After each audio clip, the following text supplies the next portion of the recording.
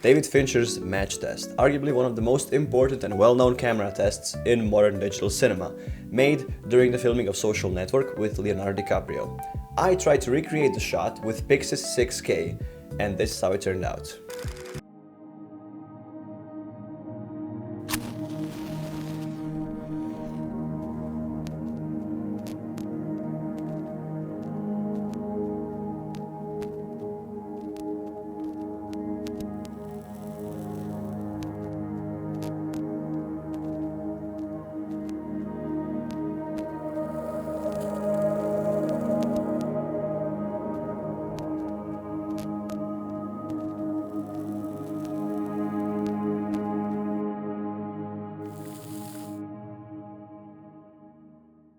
What makes this shot so special?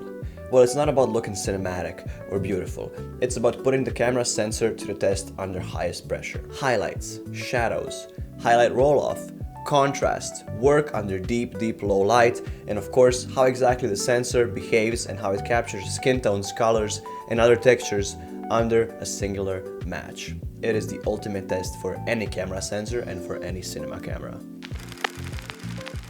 I tried to recreate the shot as close to as possible as I could to the original version. So I grabbed my Pixis 6K camera because that's the core of this entire operation, and I grabbed Bruno because he's the guy who's willing to help me with these crazy ideas. Everything else was on pretty much us to figure out because there are not a lot of things known about this shot because it was never actually meant for public eye. It was meant as a camera shot for them personally. And the only thing that is known is that it's lit only by a single match.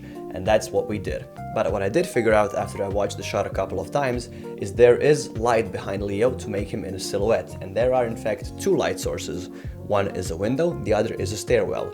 We did not have a stairwell or a window, so I faked a window by pointing a spotlight at my wall and putting a gobo adjustment in it.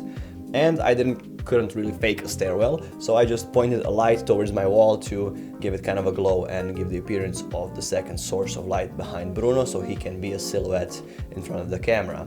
And after I watched it a couple of more times, I realized that the two lights are different color temperatures, that the, I believe, right light is a bit cooler than the window light. So I made the light a bit cooler so it can be noticeable in the shot.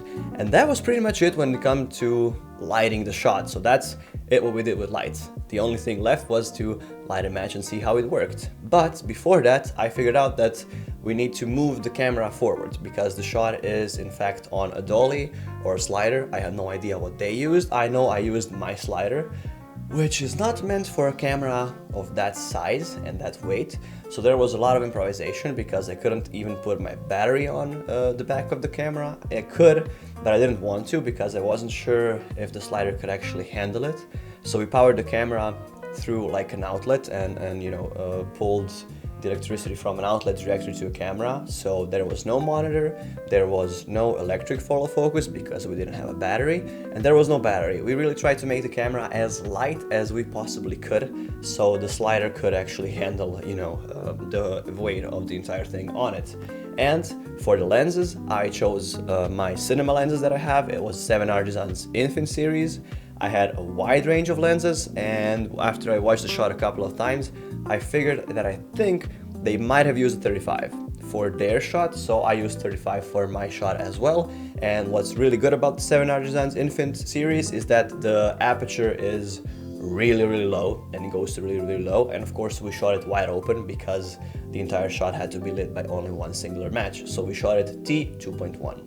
I almost didn't get the Pixis because the internet was notorious that it's horrible with two things: rolling shutter and performance under low light. And I am here to debunk the whole myth that Pixis is horrible under low light because have you seen this test? This test literally requires one of the most low light situations that you can find yourself in as a filmmaker, and that is requiring an entire shot to be lit only by a singular match.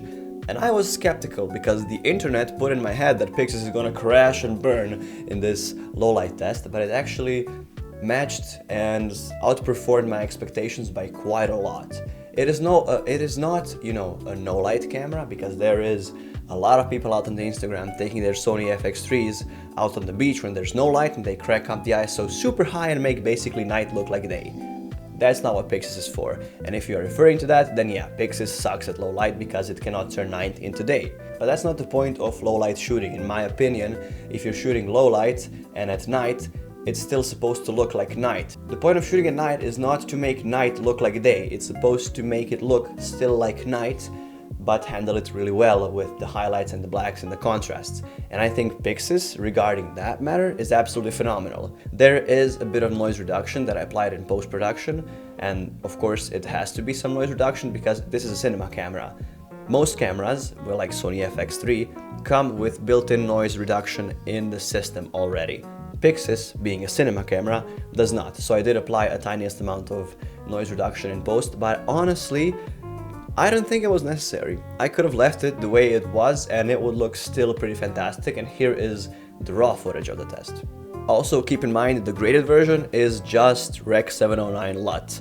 There is no color grading whatsoever because the test is not how well can I color grade this footage, it's how it's going to look basically straight out of the camera. Now of course Pixis shoots B-RAW, so that gives you a lot of flexibility in post to do wild and wacky color grading, but this is just something that I wanted to test how it actually will behave and how it's going to look. And I have to say, especially with like low light performance, that was phenomenal, and dynamic range and handling the contrasts and the highlights and the highlight roll-offs, it did absolutely beautiful, because there are situations where the match is super bright, yet I don't think it clipped ever, and you know, there is so much darkness behind them and big contrast with match and the light from match, you know, being dimmer and dimmer and dimmer and lighting the space not that much and then a lot when it burns stronger.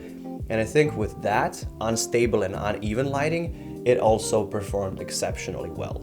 Now, does this mean the Pixis 6K is absolutely perfect cinema camera for every situation? No, because there is no such thing as perfect cinema camera. There will always be a situation in which a different camera would be better for that specific situation.